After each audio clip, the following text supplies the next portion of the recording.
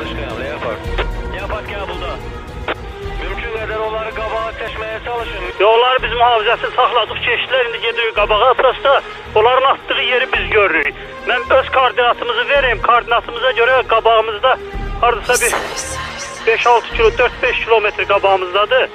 Meşənin içində oradan atırlar, düz bizim üstümüze attılar. Oranın koordinatını atsalar biz onları yönləndirə bilərik, yəni bizimkiləri. Aydındır, başa düşdüm, aşağı düşsəm ancaq görməyəcəm onları. Yaxşı başa düşdün, sən yetərincə güvən var qardaşım, torpaq bizim torpaqdır, biz almalıyıq. Davay, ancaq irəli. Başa düşdüm qəbul, başa düşdüm qəbul.